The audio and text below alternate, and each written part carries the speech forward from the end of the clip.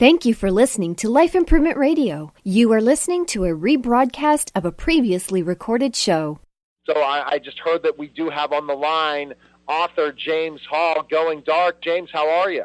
I'm good. How are you, Neil?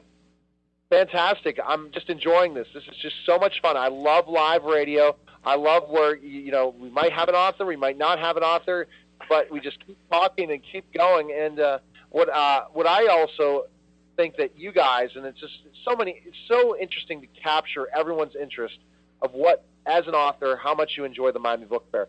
What would you say so far you've liked the most? Well, I've been coming here for 27 years, so I see it as just a part of my psychic structure. This is it makes what I like most is hitting the book fair street outside on the closed down streets in Miami and seeing all these people who are here about books. I just walk away smiling. You can't help feeling optimistic about the whole world of books when you see so many people, especially kids. Lots and lots of kids here, really clearly enthusiastic about books. I think that's so important. It really is. And it's something where you're seeing such people that are passionate about you, and you guys are like rock stars here. That's something that you wish you would be as popular as the movie stars and the tabloid people, but you ultimately don't have always that opportunity. But here, you guys are the superstars. Yeah, it was funny. I parked my car about half an hour ago and rode down in the elevator, and I had a copy of my book under my hand, and this woman turned to me and said, "Are you James W. Hall?" And I said, "Yeah." And she said, "Oh, my God, I can't believe I'm actually talking to you. You're a rock star." She said those words. "You're a rock star." I said, "I don't think so." And she said, "No, you're bigger than a rock star." I mean, in their world, in the world of readers, we are. It's a matter of emotional connection. We may not have the actual numbers. Even Stephen King and you name it, the top of the heap, don't have the numbers of a rock star, but we do have our passionate fans, which is really just part of the joy of coming to a place like this. It reminds you that what you're doing by yourself, alone in a room, actually does resonate with somebody beyond your room. Well, they can't wait till your book comes out, James, and that's how it is. If you're a fan of you as an author, they're saying, wow, I can't wait to, what is he going to write about next? What is his inspiration and all these different things? So what inspired you writing Going Dark? Going Dark is, it's the 13th book in a series of books about this same character. His name is Thorn, and he's sort of a Travis McGee kind of character of the next generation. He lives off the grid in Key Largo, Florida, and has a very simple life, but he keeps getting in trouble, and people keep coming to him like they might come to a private investigator to solve their problems and deal with their issues. So that's the general setup for all of the books. In this particular book, before I started writing novels in the 80s, I was a poet for 15 years and published 4 books of poetry. And one of the things that you do in poetry is what I still do as a fiction writer. I follow William Carlos Williams' famous line, which is "No ideas but in things." Where I get my ideas is from objects, from things. And in this particular book, the 2 things that drive the book are crocodiles and nuclear power. Don't sound like they belong together, but I was out on an airboat with a friend of mine who happens to be a big-time biologist here in South Florida, and he runs a crocodile rehabilitation area in the cooling canals of Florida Power and Light's Turkey Point nuclear power plant, which is the largest power plant in South Florida, or in all of Florida. And I was out there in the airboat with him. It looks like the Everglades. It's wild and beautiful birds and a lot of wilderness area. But you've got this 160 miles of very straight, clear canals and this hulking nuclear power plant always over in the distance. And the 2 images of all these crocodiles, these natural but dangerous reptiles, and that big, highly industrialized, highly technological object in the distance. Those two things, I thought, oh my God, this could make a really cool book. I don't know what it's about, but it has to do with crocodiles and nukes. That's what I knew. All I knew at the very beginning, and that kept me going for 400 pages. I don't think you can go wrong with any kind of nuclear device or attack animals, in any kind of book. Yeah, well, I also managed to work pythons into it and some of our other local, dangerous objects and people, bad people. But, there's an environmental issue that I bring into almost all of my works because I care very much about the Florida landscape and the world here in South Florida, very fragile environment and one that's under a lot of pressure in a lot of different directions. So in this particular book, there is a group that is based on a real group, the Environmental Liberation Front, ELF, as their mantra say, by any means necessary, we're going to protect Mother Earth.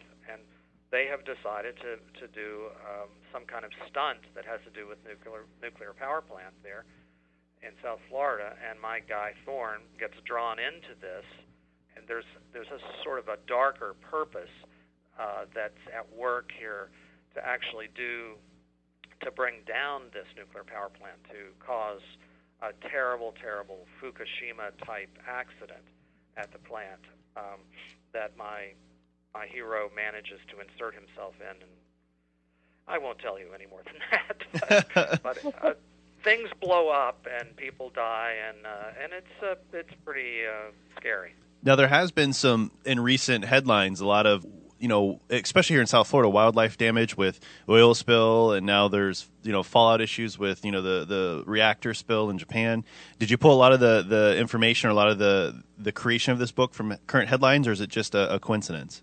No, that's true. I mean, I'm sort of, I think like most writers, you've got your weather vane up, and you're sensitive to changes in the barometric pressure of wherever you are, and those things are clearly in the air. Where is our power coming from? Clean power versus dirty coal. All those issues are very much on my mind, a lot of people's mind, and I felt one of the reviewers in the early reviews of this book made a point of the what he called the moral ambiguity in this book, because it's not really black hats and white hats. They're the environmentalists, although they are radicals and extremists in many ways, have a point.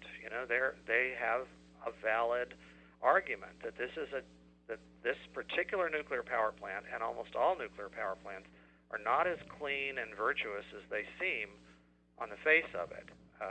The more I dug into the whole issue of nuclear power, the more I found issues that had to do with the mining of the uranium to begin with, the transportation, what you do with the end product after it's been used in the nuclear power plant. All these issues are far more complicated than just how much greenhouse gas they release or don't release during the creation of power. And it's so true in so many ways. The fact of what we look at with nuclear power plants, what we look at nuclear power, and just think about the discussions last night with the president and what was going on in Iran, and hearing now that finally we can stop worrying as much about the threat. Hopefully, these things. We hope these things ultimately are a fear for a lot of people and an interest of a lot of people as well. And then mix in that environmental part of it makes a great book. And anytime anyone loves the setting in Florida, right? That helps. I mean, I've lived here for 40 years. I care about the place very much, and I've learned a lot about the environment and how under strain it is by population and other features, and by global warming and the sea rises. I mean, we are extremely vulnerable, more so than almost anywhere else in the United States. Just a foot of sea rise can wipe out enormous sections of our, not just our coastlines, but our coastlines are at the same level as virtually all of Florida. If you look at any of those maps that project out 25, 30 years where the sea rises could occur, Florida is impacted in an enormous way. So it just seemed like it was the nexus of a lot of different issues that I always have cared about. I wasn't looking for something that might be popular just on the face of it, but something that mattered to me, because that's the ultimate concern I have as a writer. I have to find something that I care about enough to spend a year working on it, digging, researching, going places, talking to people, and then writing the book itself. Absolutely, and it's something that it's a passion of yours, and you want your message to go out. You don't want to take what the mainstream wants.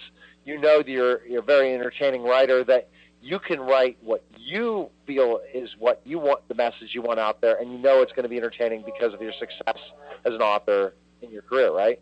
I want people to consider the complexity of issues. So I always try in these books to do a good deal of nonfiction research. So there's information in the book as well as exciting events and so on that you. I don't really have a soapbox. I don't really have a strong, this is the way people should behave, this is the right and wrong. What I try to do is wrestle with the issue and present both sides and then let people decide, where they are, how they feel about these things. But my job as a writer partly is to, I think, enlighten people about a subject that they may not know that much about technically.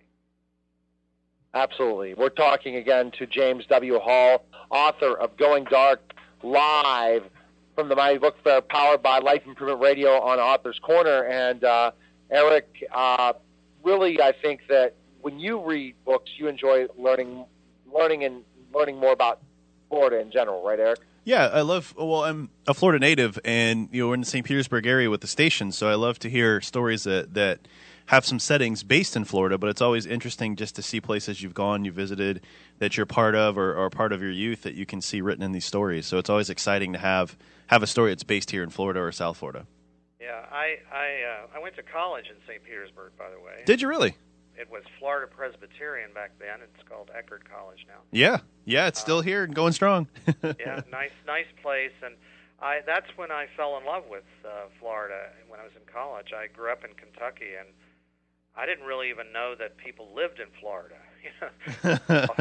I thought they just came here for vacation. I had no idea until I went to college in the '60s. And I thought, oh my God, I could actually live here? Are you kidding? I don't have to go home after 2 weeks. That was the beginning of my love affair, and I worked very hard after graduate school because I was a professor for 35 years, and I worked very hard to get a job in Florida, teaching in Florida, which I was lucky enough to do in Miami, and where I've been for the last 40 years. Very nice. So, James, do you have another book in the works right now? I do. Thorn goes on. He's getting involved in another environmental struggle, sort of a new concern or interest of mine that has to do with industrial food production, which is another huge environmental issue, that of the way that our cows and pigs and chickens and so forth are raised. It doesn't sound like it should be an environmental issue, but it almost always is to the surrounding communities wherever these big industrial farms are. And that becomes one of the next issues in this book that I'm working on now. Absolutely. So James, where can we purchase your book and learn more about you, and so our fans can follow you and check you out, our listeners? Well, I have a website, jameswhall.com. It's just my name.com, and all my books are still in print in ebook form or in some other form. There's 19 books, and a couple of nonfiction books as well. Books on I had a book last year called Hit Lit, which was about, kind of comes from my professor side, about the biggest bestsellers of all time in the 20th century and what those books have in common. it's a kind of a writer's guide. If you want to know what a commercial book looks like from the inside out, check out Hit Lit. It's a writer's idea of what hugely successful books like The Da Vinci Code and Gone with the Wind and books of that kind, what they have in common. All right. Well, thanks for coming by, James. Best of luck. Enjoy the rest of the fair, and it was good talking to you. Thank you very much, Neil. Good to talk to you, too. Bye-bye. Take care. All right. You're listening to Author's Corner, powered by Life Improvement Radio, live from the Miami Book Fair. And, Eric, we're going to take a quick break, and then we'll be back in just a moment. Thank you for listening to Life Improvement Radio. The views expressed by show hosts or their guests are their own and shall not be construed in any way as advice from Life Improvement Radio. We make no recommendations or endorsements for radio show programs, services, or products mentioned on air or on our website. Personal perspectives expressed by the producers, writers, or editors will always be presented as such. Any rebroadcast or retransmission without the expressed written consent of Life Improvement Radio is strictly prohibited. Thanks for listening.